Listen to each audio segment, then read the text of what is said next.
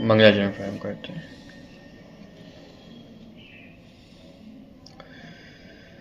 नमो अरिहंताणं नमो सिद्धाणं नमो आयर्याणं नमो वज्रायाणं नमो लोये सवसाहुणम् मंगलम भगवान वीरो मंगलम गौतमो गणी मंगलम कुंद कुंदाद्यो जैन धर्मोस्तु मंगलम सर्वमंगल मांगल्यम सर्वकल्याणकारकम प्रधानम सर्वधर्माणां जैनम जयतु शासनम जीवमजीवम दवम जिनवरवसेन जैन निर्दिष्टं देविन्दविन्दवन्दं वन्दे तं सर्वदा शिरसा।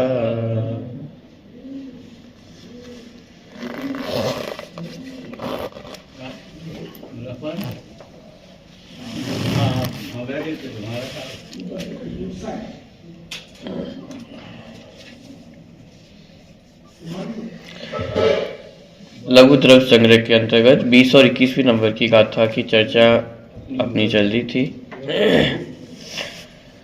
द्रव्य संग्रह ग्रंथ में यद्यपि उत्पाद व द्रव्य की चर्चा अलग से ना लेकर के उन्हीं गाथा और टीकाओं में समाहित थी, यहाँ पे उसको अलग से प्रकरण लेते हुए जो पहली गाथा थी लघु द्रव्य संग्रह ग्रंथ थी उसमें भी स्पष्ट किया था कि 6 द्रव्य 5 अस्थिकाएं 7 तत्व और 9 पदार्थ के अतिरिक्त उत्पाद व द्रव्य की चर्चा भी इस ग्रंथ में होने वाली है।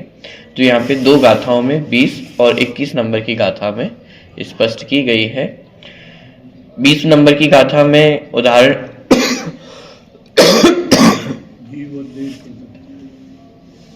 जीव द्रव्य का उदाहरण देकर के उत्पाद व द्रव्य को स्पष्ट किया कि मनुष्य पर्याय का व्यय होता है, देव पर्याय का उत्पाद होता है और उसमें जीव वैसा का वैसा ही रहता है।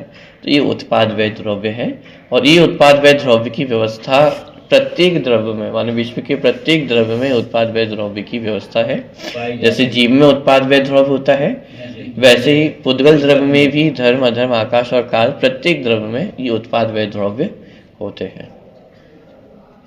कल भी बहुत सारी चर्चा हमने की थी। मूल चर्चा जो जिनागम के समस्त सिद्धांत हैं उनका मूल आधार ये उत्पाद व द्रव्य का ही सिद्धांत है। यानी उत्पाद व द्रव्य ना हो तो ये विश्व व्यवस्था ही संपन्न नहीं हो सकती है, बनी नहीं सकती है। और यदि इसमें से एक का भी अभाव हो, चाहे उत्पाद का, व्यय का अथवा द्रव्य का, तो पूर्ण संपूर्ण व्यवस्था माने बिगड़ जाएगी, चरमरा जाएगी। यानी विश्व व्यवस्था है, सत्ता है किसी द्रव्य की तो ये उत्पाद व द्रव्य के कारण है।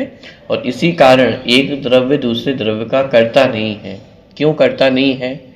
क्योंकि कर्ता बनने के लिए पर द्रव्य में कुछ करना होगा और पर द्रव्य में कुछ करना मतलब उसके उत्पाद व्यय में कुछ करना, इसका नाम तो करना होगा। और ये उत्पाद व्यय कितने समय में होते हैं? एक समय में होते हैं। और एक समय हमारे पकड़ में आता है क्या? एक समय तो हमारे पकड़ में भी नहीं आता है। असंख्यात समय निकल जाते हैं तब जाकर के हमें वो एक काल पकड़ में आता है, 1 सेकंड पकड़ में आता है। लेकिन उतने में तो कितने कार्य हो गए हैं।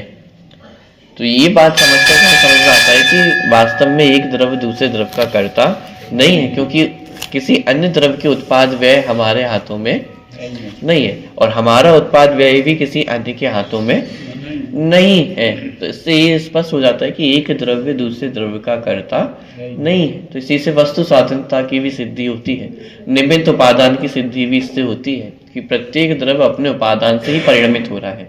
अब परिणमित होने का मतलब क्या? उत्पाद व्यय, परिणमित कहे, परिणमन कहे, पर्याय कहे, परिणाम कहे, ये सब उत्पाद व्यय के ही नाम है। क्योंकि द्रव्य में 3 चीजें ही हैं, उत्पाद व्यय और द्रव्य। तो जितना परिणमन वाला हिस्सा है, जितना भी चलने रूप हिस्सा है, जहाँ पे परिवर्तन दिखाई दे रहा है, वो सब पर्याय है। और उस परिवर्तन के बीच में जो नहीं बदलने वाली चीज दिखाई दे रही है वह द्रव्य है। अब जब हम ग्रंथों का अध्ययन पढ़ते हैं तो उसमें एक बात आती है कि जो पज्य मूढ़ा है वह पर समय है, अथवा जो पर्याय में मूढ़ है वह अज्ञानी है। इसका तात्पर्य क्या है? क्या पर्यायों का ज्ञान नहीं करना है? उससे क्या आश्रय बंद होगा। आप जो भी ज्ञान करोगे पर में लग जाएगा, आश्रय बंद होगा। देखिए यहाँ पे सबसे पहला तो एक हमें भ्रम ये हो जाता है कि यहाँ पर्यायों को बुरा कहा जा रहा है, अथवा पर्यायों से ज्ञान नहीं करने की प्रेरणा दी जा रही है, या पर्यायों से छूटने की बात की जा रही है। ऐसा कुछ भी नहीं है। यदि थोड़ा सा गंभीरता से पढ़े तो स्पष्ट हो जाता है, पज्य मूढ़ा ही पर समय। पर्याय को जानने का नाम पर समय नहीं है। पर्यायों से छूटने का नाम स्व समय हो और पर्यायों से युक्त होने का नाम पर समय हो, ऐसा भी नहीं है। पर समय अर्थात अज्ञानी, मिथ्या दृष्टि। तो किसे मिथ्या दृष्टि अज्ञानी कहा है? कि जो पर्यायों में मूढ़ होता है उसे मिथ्या दृष्टि कहा है। और पर्यायों में मूढ़ होने का तात्पर्य ये है कि वास्तव में पर्याय एक समय की है, लेकिन उस एक समय की पर्याय को कि हम कर्ता बनना चाहते हैं, उस एक समय की पर्याय में हम एकत्व ममत्व करते हैं, उस एक समय की पर्याय को लंबा करना चाहते हैं। ये सब पर्याय मूल के उदाहरण हैं। जैसे हर युवा ये चाहता है कि वो युवा बना रहे, और जितना फैशन इंडस्ट्री है, जितनी कॉस्मेटिक इंडस्ट्री है, क्रीम पाउडर तेल वगैरह, ये सब किस आधार से चल रहे हैं? एक इसी मान्यता के आधार से तो चल रहे हैं कि इसके आधार से हम अपने चेहरे की जो सुंदरता है उसको बनाए रख सकते हैं, उसको रोक सकते हैं। तो ये सारे आधार इसी बात के तो है। ये पर्याय मूढ़ माने एक समय की पर्याय को हम कितना लंबा खींचना चाहते हैं कि युवा पर्याय बनी ही रहे, ये मनुष्य पर्याय सदा बनी रहे। तो जितनी दवाइयां हैं फिर उसमें भी भक्ष अभक्ष का विचार नहीं कर, वो किस कारण से हो रहा है? क्योंकि पर्याय मूढ़ है। हम ये चाहते हैं कि मनुष्य पर्याय निरंतर बनी रहे, लंबी चलती रहे। तो ये क्या है? माने एक समय की पर्याय को हम बहुत अधिक खींचना चाहते हैं, ये पर्याय मूढ़ के ही उदाहरण है। अथवा इस पर्याय में हम अपने आप में एकत्व ममत्व कर बैठते हैं, और इसमें भी मूल रूप से जो असमान जातीय द्रव्य पर्याय है उसमें हम एकत्व अपना मान के बैठे हुए हैं कि शरीर और जीव की जो मिली हुई पर्याय है उसी को हम जीव मानकर बैठे हुए हैं। तो ये नाना प्रकार से पर्याय मूढ़ के उदाहरण दिए जा सकते हैं, लेकिन बात इतनी है कि पर्याय संबंधी अज्ञानता वह मिथ्या दृष्टिपना है। पर्यायों का ज्ञान होना वह मिथ्या दृष्टिपना नहीं है। पर्यायों का ज्ञान तो ये वस्तु व्यवस्था का ज्ञान है। जैसे ध्रुव भी ये सुंदर है, वैसे ही पर्याय भी जगत में सुंदर है। पर्याय भी कोई असुंदर नहीं है, क्योंकि पर्याय नहीं हो तो द्रव्य की सत्ता ही ना हो, और जिसके बिना द्रव्य की सत्ता ना हो वो असुंदर कैसे हो सकता है? ये तो सुंदरतम व्यवस्था है, चाहे उत्पाद व्यय हो अथवा द्रव्य हो। लेकिन उत्पाद व्यय में हम एक माने अज्ञानता इस प्रकार से धारण कर लेते हैं कि जब उस पर दृष्टि जाती है तो हम उसी को लंबा खींचना चाहते हैं, उसी को द्रव्य रूप अनुभव करते हैं। तो ये अज्ञानता है। पर्याय को पर्याय रूप मानना, द्रव्य को द्रव्य रूप मानना, ये तो सम्यक दृष्टिपना है, ये तो सम्यक ज्ञान है। ये अज्ञान नहीं है, ये मिथ्या दृष्टिपना नहीं है। लेकिन जब जब अध्यात्म की चर्चा चलती है तो एक हमारे मन में ऐसा बैठ जाता है कि पर्याय विलन बन जाती है और द्रव्य वो एक हीरो टाइप का बन जाता है। लेकिन वास्तव में वस्तु व्यवस्था में ऐसा नहीं है। जितना स्थान द्रव्य के लिए है उतना ही स्थान उत्पाद व्यय का भी है, क्योंकि ना उत्पाद व्यय के बिना द्रव्य भी नहीं रह सकता है और द्रव्य के बिना उत्पाद व्यय भी नहीं रह सकते। तो ना कोई विलन है ना कोई हीरो है, ये वस्तु व्यवस्था है। अब वस्तु व्यवस्था में इस प्रकार की व्यवस्था है कि जब उत्पाद व्यय की ओर हमारी दृष्टि जाती है तो उपयोग स्थिर नहीं होता है। इसलिए जब ध्यान की प्रेरणा दी जाती है तो कहा जाता है कि द्रव्य पर ध्यान केंद्रित करना, क्योंकि द्रव्य पर ध्यान केंद्रित करेंगे तो जो हमारा उपयोग है वो स्थिर रहेगा, और उत्पाद व्यय पे दृष्टि रहेगी तो वहां परिवर्तन दिखाई देगा। दूसरी बात ये भी है कि जहाँ परिवर्तन दिखाई दे रहा है तो वहां हमारा उपयोग बार बार बदलता है। कभी रागमय होता है, कभी द्वेषमय होता है, और जब ध्रुव पर दृष्टि जाती है तो समता भाव आता है। जैसे मैं कहूँ मारीची, तो एकदम मन में थोड़ा सा द्वेष का परिणाम तो आ ही जाता है। कि कैसे जीव थे कि साक्षात तीर्थंकर के सामने अन्य मतों की चर्चा करने लग गए हैं, ये सब करने लग गए हैं, तो एक मन में एक बुरी छवि तो बन ही जाती है मारीची नाम लेते ही। और जैसे ही महावीर भगवान ये नाम लेते हैं तो एक पूज्य पने का भाव आने लगता है। लेकिन जब जीव सामान्य की अपेक्षा देखते हैं तो समता भाव आता है। आप मारीची बोलो देखोगे तो द्वेष खड़ा होगा, महावीर भगवान देखोगे तो राग खड़ा होगा। लेकिन एक जीव सामान्य जो द्रव्य वस्तु है उसको देखेंगे तो फिर चाहे वो मारीची की पर्याय में हो चाहे महावीर भगवान की पर्याय में हो, एक वीतरागता की दृष्टि, एक समानता की दृष्टि। इसलिए कहा जाता है कि ध्रुव पे दृष्टि करना, ध्रुव दृष्टि करना, द्रव्य दृष्टि करना, ये सब ध्रुव पर दृष्टि करने की ही नाम है। क्या कि उन पर्यायों से पार वस्तु स्वरूप को देखना, क्योंकि वो जो मूल स्वरूप है वो सदा वैसा का वैसा रहने वाला है और पर्यायों में निरंतर परिवर्तन होता है। आप स्वयं पे भी दृष्टि करोगे तो किस बात पर दृष्टि करते हैं? जब किसी व्यक्ति का वर्णन किया जाता है तो उसकी पर्यायों का वर्णन किया जाता है या उसके ध्रुव स्वभाव को बताया जाता है? ऐसे थे, ऐसा कर लिया, वैसा कर लिया। देखिए, जब किसी की पहचान करनी हो तो पर्यायों से भी पहचानी की जाती है कि साहब उसका स्वभाव कैसा है, कम बोलते हैं, ज्यादा बोलते हैं, क्रोधी स्वभाव है या शांत स्वभाव है। ये सब हालांकि नाम स्वभाव दिया जा रहा है, लेकिन ये सब पर्यायगत लक्षण है, पर्याय का स्वभाव है। पर्याय की तरफ से पहचान की जाती है कि वह कैसा है। लेकिन मूल व्यक्ति वह ध्रुव स्वभाव से ही पहचान की जा सकती है। क्यों? क्योंकि भले ही व्यक्ति को क्रोध होता हुआ दिखाई दे रहा है, लेकिन व्यक्ति वैसा हो ऐसा जरूरी नहीं है। शांत से शांत व्यक्ति को भी क्रोध आ जाता है और तीव्र से तीव्र क्रोध आ सकता है। तो क्या व्यक्ति क्रोधी हो गया है? कि वह एक समय का क्रोध है, लेकिन वह व्यक्ति कैसा है? कि वह शांत स्वभावी ही है, माने वो ज्ञान दर्शन स्वभावी है। जब अध्यात्म की भाषा में जाते हैं तो उसे हम कहते हैं ज्ञान दर्शन स्वभावी है। तो भले ही क्रोध हो रहा हो, मान हो रहा हो, माया हो रही हो, लोभ हो रहा हो, लेकिन इन कषायों के बीच में भी वो जीव कैसा है? कि जीव तो जीव ही है। तो जब हम पर्यायों से भी पार, कषायों से भी पार, कर्मों से भी पार की बात करते हैं, तब हम उस ध्रुव स्वभाव की बात कर रहे हैं कि वो ध्रुव स्वभाव कैसा है कि वह समस्त कषायों से, पर द्रव्यों से रहित तत्व है।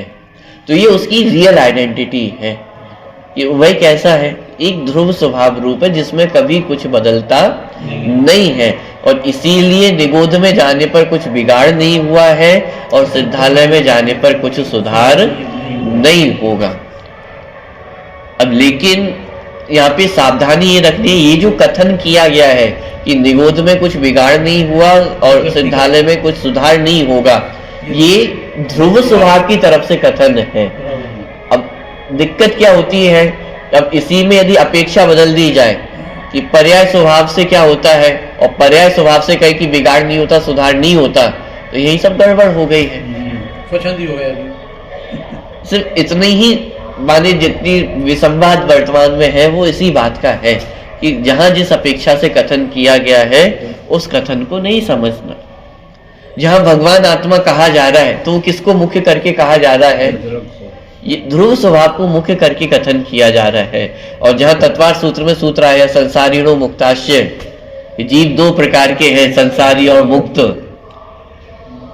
तो ये किस अपेक्षा से कथन है? ये पर्याय की तरफ से, उत्पाद व्यय की तरफ से कथन है कि जीव दो प्रकार के होते हैं, संसारी और मुक्त। तो अब प्रश्न खड़ा हुआ कि उमा स्वामी आचार्य सही है कि कुंद कुंद आचार्य सही है? एक आचार्य कह रहे हैं कि जीव संसारी और मुक्त होते हैं, एक आचार्य कह रहे हैं कि जीव भगवान आत्मा होता है। तो कौन सही है? इसके बाद बात करो कि अरे भाई, ये प्रश्न ये नहीं है कि कौन सही है, प्रश्न ये है कि आपने उस अपेक्षा को समझा है या नहीं समझा है। एक ध्रुव स्वभाव का कह रहा है, एक पर्याय ध्रुव स्वभाव की अपेक्षा देखा जाए तो जीव भगवान आत्मा ही है। अब ध्यान देना, ही शब्द का प्रयोग किया कर रहा हूं, क्योंकि ध्रुव स्वभाव से देखेंगे तो जीव, प्रत्येक जीव भगवान आत्मा ही है। और उसमें भव्य अभव्य का भी भेद नहीं होगा। भव्य भी भगवान आत्मा है, अभव्य भी भगवान आत्मा है। पॉइंट पकड़ में आ रहा है। जी। निगोदिया भी भगवान आत्मा है और सिद्ध भगवान भी भगवान आत्मा है। उस ध्रुव स्वभाव से देखेंगे तो कहीं भेद दिखाई देगा ही नहीं। लेकिन कोई छल ग्रहण कर ले कि साहब सभी भगवान आत्मा है, मैं भी भगवान आत्मा हूं, तब क्या करना है? तो फिर कहा संसारिणो मुक्ताश्य, कि जीव दो प्रकार के हैं, एक संसारी होते हैं, एक मुक्त होते हैं। जब तक संसार दशा में है तब तक राग द्वेषमय है, ये सारी राग द्वेष की प्रवृत्तियां चल रही हैं। तो इस सबका अभाव करके मुक्त अवस्था को प्राप्त होना है। तो ये जो कथन किया गया, ये पर्याय स्वभाव की तरफ से कथन किया गया। अब अपेक्षाओं को नहीं समझेंगे तो चाहे पर्याय अपेक्षा से कथन किया जाए, ध्रुव अपेक्षा से कथन किया जाए, दोनों में ही जीव अटकने वाला है। जहां भगवान आत्मा कहेंगे तो ये तर्क सामने खड़ा हो जाएगा, तो फिर संसारी मुक्त नहीं होते हैं क्या? और जहां संसारी मुक्त कहेंगे तो वहां ये तर्क खड़ा हो जाएगा, तो क्या भगवान आत्मा नहीं है? जो निगोद में सोही मुझ में सोही मोक्ष मजार। तो ये पंक्तियां किस अपेक्षा से लिखी है? ये ध्रुव स्वभाव की अपेक्षा से पंक्तियां लिखी गई हैं। लेकिन अब यहाँ पे पर्याय स्वभाव को घटित करना चाहे कि साहब ऐसे कैसे आप लिख सकते हो? अच्छा, भगवान भी एक समान हो गया, मैं भी एक समान हो गया, तो फिर हमारी पूजा करने लग जाए। ये तर्क आपको सुनने को मिलेंगे। और ये सारे तर्क सिर्फ इसलिए है कि इन नयों के स्वरूप को और ध्रुव स्वभाव उत्पाद व्यय ध्रुव के स्वरूप को नहीं समझा। उत्पाद व्यय ध्रुव के स्वरूप को सब समझा जाए तो ये प्रश्न खड़े ही नहीं होंगे, क्योंकि दोनों की अपेक्षा अलग अलग है। एक अलग अपेक्षा से कथन कर रहा है, एक अलग अपेक्षा से कथन कर रहा है, और दोनों ही धर्म उस वस्तु में मौजूद है। जीव संसारी मुक्त रूप भी होता है, क्योंकि वर्तमान में राग द्वेष ये सारी चीजें उस संसारी जीव में पाई जा रही हैं। लेकिन ये भी उतना ही सत्य है कि राग द्वेष के होने पर भी रंच मात्र भी राग द्वेष का प्रवेश उस ध्रुव स्वभाव में नहीं होता है। जैसे पानी को कितना भी गर्म कर दिया जाए, लेकिन उसका जो शीतल स्वभाव है वो नहीं छूटता है। खौलते हुए पानी का भी स्वभाव शीतलता ही रहेगा। ऐसे ही राग द्वेष से उबलता हुआ जीव भी, जो कषायों में एकदम तीव्र दिखाई दे रहा है, कृष्ण लेशिया से युक्त है, सातवें नरक में है, एक मार काट चल रही है, उस समय भी जीव का जो ज्ञान दर्शन स्वभाव है उसमें रंच मात्र भी कोई फर्क नहीं पड़ा है। अरे निगोध में भी चले गए हैं, जहाँ ज्ञान भी कम हो गया है, माने एक तरह से बेहोशी की ही हालत है निगोध अवस्था, जहाँ कोई सुध बुध नहीं है। लेकिन उस दशा में भी वो जीव ज्ञानमय ही रहता है। ज्ञान दर्शन स्वभाव को छोड़ता नहीं है। ये तो एक बात, उस ज्ञान दर्शन स्वभाव में रंच मात्र भी कमी नहीं आती है। ये ध्रुव स्वभाव है। ये निगोद में जाकर के कुछ कमी आ जाती हो, ये भी नहीं है। ज्ञान दर्शन छूटते नहीं है, ये तो अलग बात है, लेकिन उस ज्ञान दर्शन में कभी कमी भी नहीं आती है।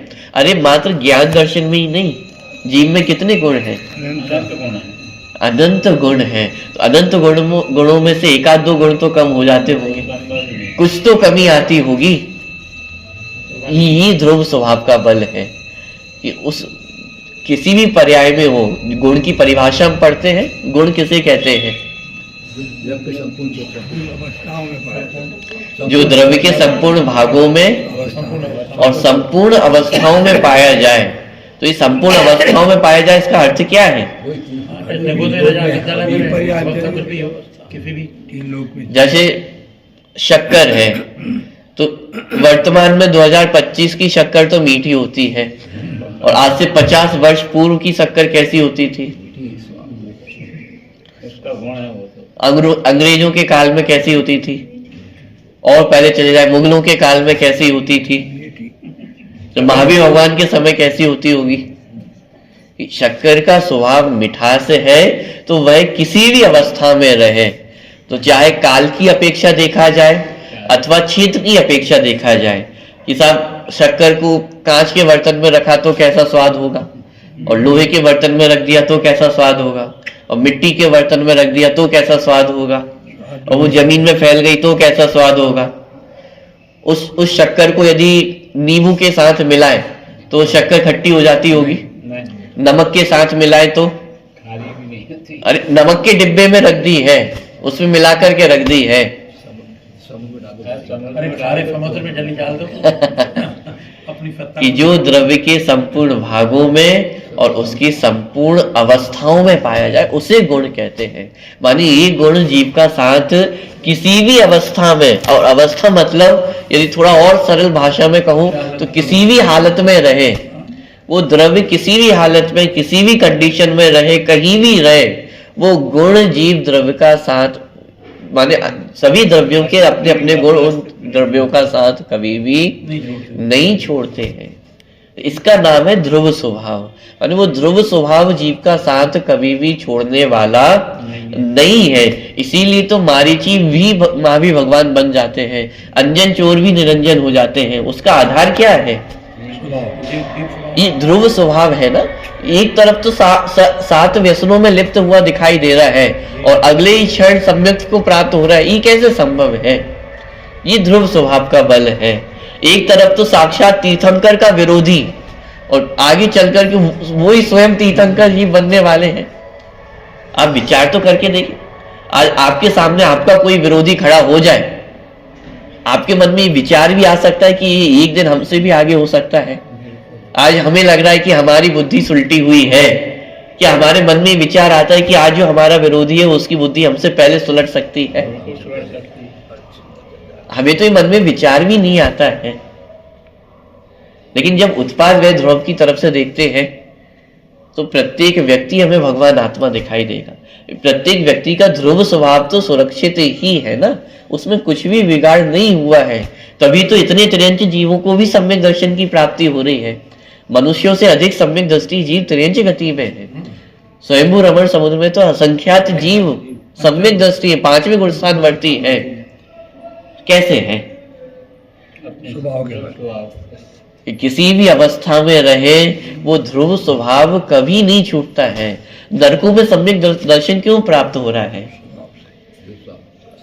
और वहां ऐसा नहीं कि सम्यक दृष्टि हिंसा का प्रयोग नहीं करता होगा, बस पिटता ही रहता होगा। बचाव करता है, बचाव भी करता है, हिंसा भी होती है, सारी चीजें वहां पे चल रही है। तो वो तो नरक का स्वरूप है ना। मारकाट चल रही है तो वो चल ही रही है, निरंतर चल रही है। लेकिन उस बीच में भी सम्यक्त की प्राप्ति हो जाती है। इसका आधार क्या है? ये ध्रुव स्वभाव। 8 साल के बालक को सम्यक दर्शन की प्राप्ति हो जाती है और वर्षों तक हम ये स्वाध्याय कर रहे हैं, उस सम्यक की प्राप्ति नहीं हो रही है। ध्रुव की महिमा नहीं है, कारण एक ही है, वो ध्रुव स्वभाव। जहाँ ध्रुव स्वभाव की दृष्टि हुई उसी का नाम सम्यक्त्व है। नरक में सम्यक दर्शन होता है। हाँ। और किसके बल पे होता है? जहाँ जिसने जन्मानी सुनी है वहाँ ख्याल में आ गई बात करो। तो ये बल ध्रुव स्वभाव का है, मतलब किसी भी अवस्था में रहे लेकिन वह ध्रुव स्वभाव सदा सुरक्षित रहता है। और इस ध्रुव स्वभाव के आश्रय से ही सम्यक्त मोक्ष मार्ग की प्राप्ति हो जाती है। हमारी कहने का तात्पर्य है कि उत्पाद व्यय से द्रव्य अप्रभावी रहता है और द्रव्य से उत्पाद व्यय भी अप्रभावी है। क्यों? ये बात बहुत जरूरी है समझना, क्योंकि एक तर्क बहुत दिया जाता है कि ज्ञानी और अज्ञानी में क्या अंतर है। माने मूल रूप से जब चौथे गुणस्थानवर्ती जीव है अथवा कुछ हद तक 5वें गुणस्थानवर्ती जीवों को भी लिया जा सकता है कि चौथे गुणस्थानवर्ती भी गुस्सा करता हुआ दिखाई दे रहा है और मिथ्या दृष्टि जीव भी गुस्सा करता हुआ दिखाई दे रहा है। अंतर क्या है? तो फिर दोनों में अंतर क्या है? और फिर उसमें भी ये तर्क दिया जाता है कि इससे तो अच्छे हम ही हैं। एक स्वाध्यायी व्यक्ति है वह भी गुस्सा करता हुआ दिखाई दे रहा है और एक जो स्वाध्याय नहीं करता है वह भी गुस्सा करता हुआ दिखाई दे रहा है। तो दोनों में क्या अंतर है? तो फिर उसमें ये भी तर्क दिया जाता है कि इससे तो अच्छा हम ही है। भले ही हम पढ़ते नहीं है, स्वाध्याय नहीं करते हैं, मंदिर नहीं आते हैं, पूजन पाठ नहीं करते हैं, लेकिन क्रोध तो नहीं करते ना इतना तेज। खाने में नमक थोड़ा कम रह गया तो खाना ही छोड़ दिया। थाली फेंक दी। हम तो खाना कम से कम खा तो लेते हैं ना। वो गुस्सा हो रहा है, वो कसाय भाव है, वो जो वो बना हुआ उसको ये रियल लाइफ के प्रश्न हैं जो आपके सामने तर्क रूप से प्रस्तुत होंगे, और कोई दूसरा दे या ना दे, स्वयं के मन में कभी ना कभी प्रश्न खड़े हो ही जाते हैं कि इससे तो अच्छे हम थे। ऐसी अज्ञानता नहीं अथवा कभी कभी ऐसा होता है कि एक ही व्यक्ति का जीवन दो भागों में बंट जाता है, पहले धर्म नहीं करता था और अब धर्म करने लग गया है, तो अपने आप में ही कभी कंपैरिजन करता है कि जब मैं धर्म नहीं करता था तो कैसा था और जब धर्म करने लग गया हूं तो कैसा हूं। बाहर फेंकने लगता है। और फिर कभी कभी इस निष्कर्ष पे पहुंच जाते हैं कि इससे तो अच्छा मैं पहले ही था। ये प्रश्न, ये तर्क हमारे सामने क्यों आ रहे हैं? और तर्क आना गलत नहीं है, लेकिन उसके उत्तर समाधान क्यों नहीं खोज पा रहे हैं? क्योंकि ये उत्पाद व द्रव्य का सच्चा स्वरूप नहीं ख्याल में है। उत्पाद व द्रव्य से निरपेक्ष है और द्रव्य उत्पाद व्यय से निरपेक्ष है, और उत्पाद व्यय भी परस्पर में एक दूसरे से निरपेक्ष है। पूरी निरपेक्ष व्यवस्था है। सम्यक की उत्पत्ति हुई है इसलिए कषाय होनी ही नहीं चाहिए, ऐसा नहीं। दोनों निरपेक्ष है। कषायों का परिणमन निरपेक्ष है, सम्यक का परिणमन निरपेक्ष है। सम्यक दृष्टि जीव होता होगा तो शरीर में कोई लक्षण प्रकट हो जाते होंगे। वही अनंतान वही बंदी गई है, प्रतिक्षान अपना संयम का साथ मौजूद है। यानी इस बात को आपको समझना होगा, उत्पाद व्यय द्रव्य ये तीनों परस्पर कैसे हैं? निरपेक्ष है। प्रत्येक वस्तु अपने आप में भी कैसी निरपेक्ष है, कोई किसी के आधारित नहीं है। सम्यक दर्शन हो गया है तो संयम का भाव जागृत होना ही चाहिए। थोड़ी वो निरपेक्ष है। थोड़ी गंभीर बात कह रहा हूं लेकिन बात समझना, ये भी निरपेक्ष है। हिंसा का त्याग ही है, विरोधी हिंसा का त्याग अभी नहीं है। राजा श्रेणी के जीव सम्यक दर्शन की प्राप्ति हो गई, शायद सम्यक दर्शन भी प्रकट हो गया, लेकिन संयम लेने का भाव जागृत नहीं हो रहा है। तो अब कोई व्यक्ति कहे कि इससे तो अच्छा हम ही है, कितने समय तक वो चौथे गुण स्थान में बैठे हैं। कि भाई वस्तु स्वरूप समझो। एक प्रत्येक कर्ण कर माने अन्य द्रव्य से एक द्रव्य परस्पर दो द्रव्यों में तो निरपेक्षपना है ही, लेकिन एक वस्तु में भी उसके अनंत गुण पाए जा रहे हैं। वो एक एक गुण भी एक दूसरे से निरपेक्ष है। उत्पाद व्यय से निरपेक्ष है, व्यय उत्पाद से निरपेक्ष है, उत्पाद व्यय द्रव्य से निरपेक्ष है। भले ही एक समय में हो रहा है तो भी नहीं। प्रत्येक माने ये कण कण की जो स्वतंत्रता कही जाती है, एक एक गुण अपने आप में स्वाधीन है, स्वतंत्र है। सब जिसको ज्ञान बहुत ज्यादा है तो उसका आचरण भी बहुत अच्छा होना ही चाहिए। जरूरी नहीं है, होना चाहिए ये अलग है, लेकिन क्या होता है ये अलग तथ्य है। दोनों एक दूसरे से निरपेक्ष है। जिसका आचरण बहुत अच्छा है उसे ज्ञान होना ही चाहिए। ज्ञान दर्शन चारित्र सुख वीर प्रत्येक गुण अपने आप में कैसा है?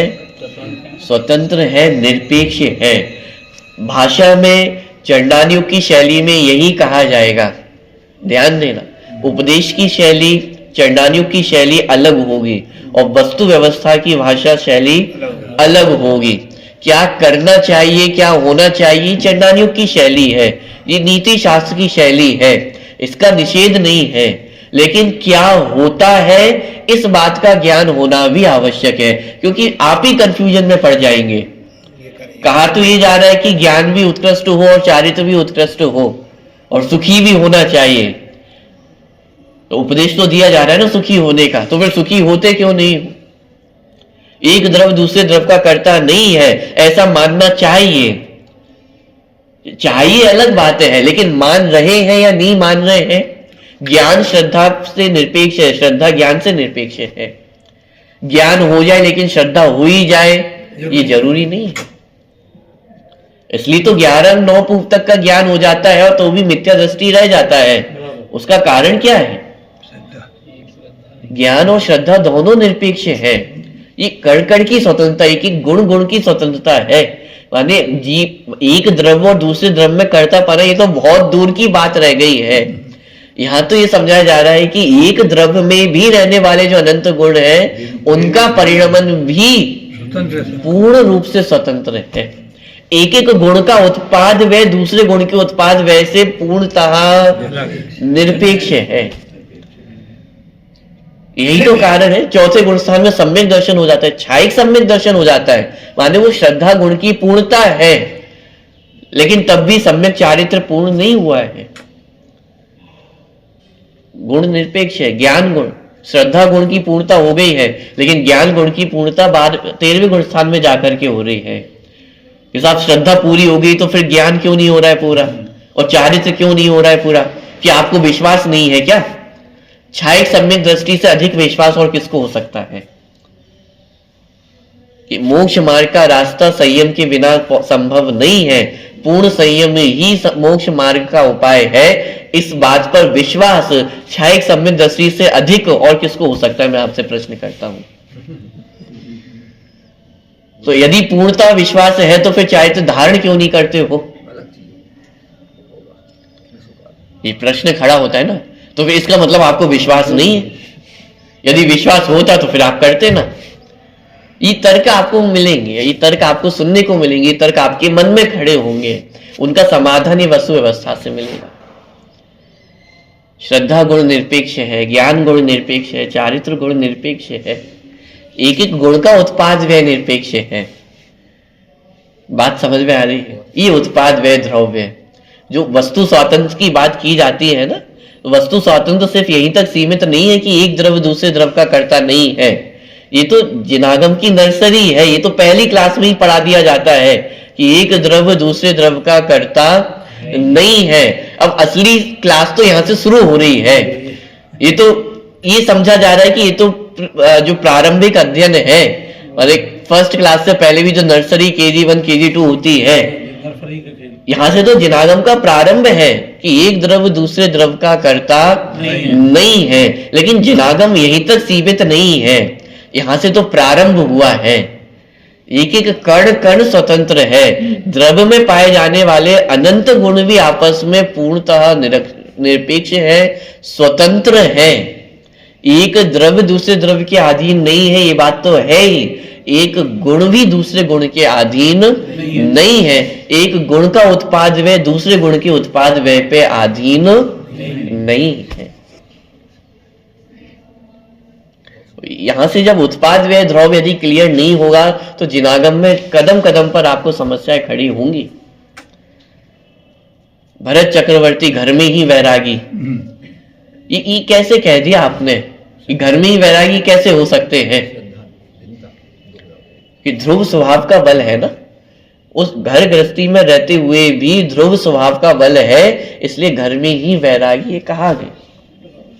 लेकिन छल ग्रहण नहीं कर लेना साहब चक्रवर्ती वो घर में ही वैरागी है तो हम भी घर में वैरागी हो सकते हैं ना।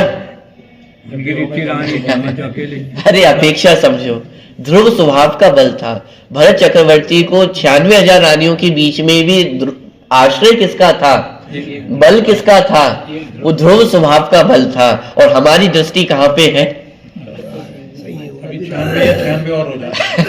हमारी दृष्टि 96,000 रानियों पे, हमारी दृष्टि बाहर के भोग वैभव पे है। और फिर चाहते हो कि वैरागी भी कहे, ये कैसे संभव है? वैरागी तो इसलिए कहा था कि इतना सब कुछ होने के बाद भी दृष्टि कहां थी? ध्रुव स्वभाव पे थी। आपकी दृष्टि कहां पे है? कि चक्रवर्ती के मुकाबले तो आपके पास उसका अनंतवा भाग भी नहीं है ना, लेकिन उसके बाद भी हमारी दृष्टि कहां पे है वर्तमान में? तो कैसे घर में वैरागी हो जाए? वैरागी होने का उपाय तो जिन दीक्षा ही है। सच्चा वैरागी का जो प्रस्फुटन अपन कहते हैं वो तो जिन दीक्षा ही है। भरत चक्रवर्ती को वैरागी एक अपेक्षा से कहा गया, लेकिन उससे छल ग्रहण नहीं करना। अब कदम कदम पे जिनवाणी में जगह जगह पर अलग अलग कथन आपको पढ़ने को मिलेंगे, लेकिन सारे समाधान उत्पाद व्यय द्रव्य से ही निकलने वाले हैं। उत्पाद व्यय द्रव्य का चैप्टर यदि क्लियर नहीं होगा तो जगह जगह पर आपको समस्याएं खड़ी होने वाली है। आश्रम बंध के होते हुए भी जीव आश्रम बंध से रहित है।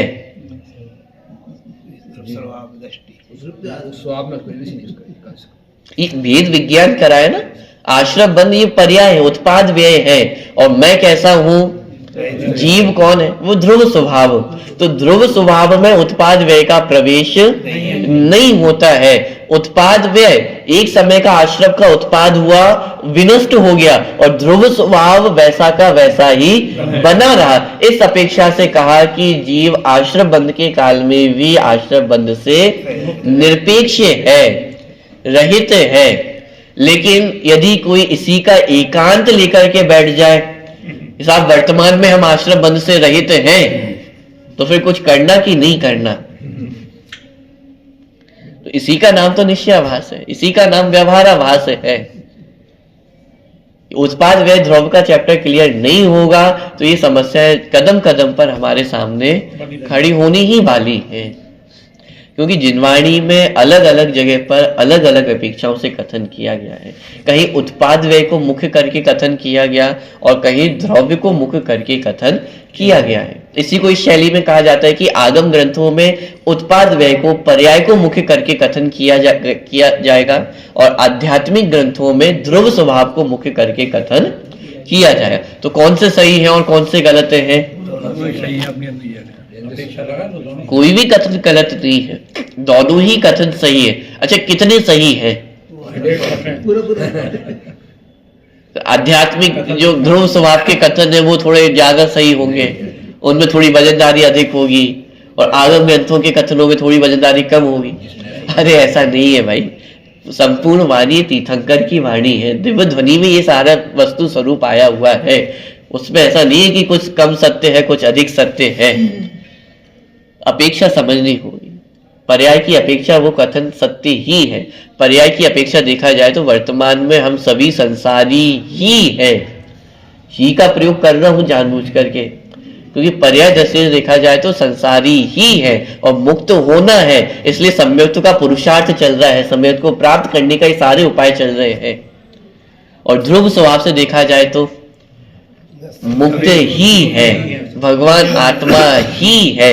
क्योंकि यदि उस भगवान आत्मा की दृष्टि नहीं होगी तो पर्याय में भी मुक्त दशा प्राप्त होने वाली नहीं है। संसारी अनुभव करते हुए संसार से मुक्त नहीं हुआ जा सकता है, संसार में भी रहते हुए अपने आप को मुक्त देखने वाला मुक्त दशा को प्राप्त होता है। तो दोनों कथनों की अपनी सार्थकता है, दोनों कथनों की अपनी अपेक्षाएं हैं और दोनों कथनों का अपना प्रयोजन है। जहां जिस जीव को जिस अपेक्षा से समझाने की आवश्यकता होगी वहां उस जीव को उस अपेक्षा से समझाया जाएगा। ना उत्पाद व्यय का आग्रह है ना द्रव्य का आग्रह है, जो जैसा है। क्योंकि उत्पाद व्यय में रहते हुआ जो द्रव्य वस्तु है उसका निर्णय करना है। क्योंकि वो ध्रुव स्वभाव कहां दिखाई देगा? ध्रुव तक पहुंचने के लिए उत्पाद व्यय की आवश्यकता है। जीव तक आप कैसे पहुंचोगे? ज्ञान दर्शन के माध्यम से ही तो जीव तक पहुंचते हैं। तो ये ज्ञान दर्शन की पर्याय ही तो है जो जीव तक पहुंचाने वाली है, और वो पर्याय ही तो है जो जीव का निर्णय करने वाली है। जो प्रश्न खड़ा होता है कि द्रव्य दृष्टि के विषय में वाले जो द्रव्य और पर्याय है, तो पर्याय शामिल है या नहीं है? क्या समाधान है कि द्रव्य दृष्टि के विषय में यदि मैं कहूं कि पर्याय भी शामिल है तो कोई समस्या है? पर्याप्त लिखेंगे तो उसमें क्या आपका उपयोग टिक नहीं पाएगा। याद करें द्रव्य स्वतंत्र है, पर्याय भी स्वतंत्र है, कोई किसी का। अब देखिए उत्पाद व्यय द्रव्य का यदि चैप्टर क्लियर होगा, द्रव्य गुण पर्याय का चैप्टर क्लियर होगा तो इसको समझने में कोई समस्या खड़ी नहीं होगी। क्या कि द्रव्य दृष्टि में पर्याय शामिल है या नहीं है? तो पर्याय शामिल है भी और नहीं भी है। विषय करने वाले की अपेक्षा शामिल है और विषय की अपेक्षा शामिल नहीं है। विषय किसका किया जा रहा है? ध्रुव स्वभाव का किया जा रहा है, लेकिन विषय करने वाला, और सरल भाषा में कहूं तो जानने वाला कौन है? तो जानने वाली तो पर्याय ही है ना। जानने का कार्य कौन करेगा? वो तो पर्याय ही करने वाली है। तो इस अपेक्षा शामिल है, लेकिन जिसका ज्ञान किया जा रहा है, जिसका आश्रय लिया जा रहा है, जिसका निर्णय किया जा रहा है, वो ध्रुव स्वभाव है। इस अपेक्षा से पर्याय शामिल नहीं है। मैंने कुछ उदाहरण आपके सामने प्रस्तुत करने के प्रयास किए हैं कि जगह जगह पर ये द्रव्य गुण पर्याय उत्पाद व्यय द्रव्य इसको नहीं समझेंगे तो जगह जगह पर समस्याएं खड़ी होने वाली है। और उन सबका समाधान ये उत्पाद वय द्रव्य है। मानी हृदय है जैन दर्शन का। ये समझ में नहीं आया तो बाकी कुछ भी समझ में नहीं आने वाला है। आप उसी में घूम जाएंगे कि कभी भगवान आत्मा कहते, कभी रागी द्वेषी कहते, स्वयं कोई निर्णय नहीं है कि भगवान आत्मा है कि कषाई है। आप घूम जाएंगे। निर्णय करना आवश्यक है। कषाई कहा जा रहा है तो उसके पीछे भी अपेक्षा है, और भगवान आत्मा कहा जा रहा है तो उसके पीछे भी अपेक्षा है। यहाँ हवा में बातें नहीं चल रही हैं, कभी कुछ कहते हैं कभी कुछ कहते हैं। अरे जब जो कहा जा रहा है उसके पीछे ठोस कारण है, उसके पीछे ठोस नय है, जिस अपेक्षा से वह कथन किया जा रहा है। अब लेकिन जब कोई नया नया व्यक्ति आता है और स्वाध्याय से जुड़ता है तो सबसे बड़ी समस्या ही उसके सामने खड़ी होती है। कभी कुछ कहते हैं कभी कुछ कहते हैं कि हमें तो समझ में नहीं आता, इससे तो अच्छा हम अच्छे हैं, कम पढ़ो लेकिन सही है, कि ये छल ग्रहण कर लिया है। इसलिए हम सुनते हैं साहब हम नए क्यों नहीं पढ़ते हैं कि जितना पढ़ो उतनी उलझन होती है, हम कुछ नहीं पढ़ते इसलिए वाद विवाद से दूर रहते हैं। अरे अज्ञानता वाद विवाद का कारण है, ज्ञान कभी भी वाद विवाद का कारण नहीं बनता है। अज्ञानता है इसलिए झगड़े हैं, ज्ञान होगा तो कोई झगड़ा नहीं होगा। इसलिए मैं 2-3 दिन से विशेष चर्चा उत्पाद वय द्रव्य की ले रहा हूं, क्योंकि बृहद्रव्य संग्रह के प्रकरण में उस समय उतनी खुलकर के चर्चा नहीं आ पाई थी, लेकिन यहाँ पे लघु द्रव्य संग्रह में प्रकरण हमें प्रसंग प्राप्त हुआ है, इसलिए मैं थोड़ी चर्चा यहाँ खुल करके ले रहा हूँ कि उत्पाद वय द्रव्य का प्रकरण बहुत महत्वपूर्ण प्रकरण है जिनागम का। क्योंकि इसको समझे बिना ना आपको सम्यक दर्शन समझ में आएगा, ना मोक्ष मार्ग समझने आने वाला है, ना 14 गुणस्थान समझ में आएंगे, ना समय सार समझ में आएगा, ना गोमट सार समझ में आएगा। यदि संपूर्ण जिनागम को समझना है तो उत्पाद वय द्रव्य के प्रकरण को समझना आवश्यक है। तो इस प्रकरण को हम और गंभीरता से समझें, विचार करें। इसी मंगल भावना से विपात स्वरूपी अविनाशी में आत्म स्वरूप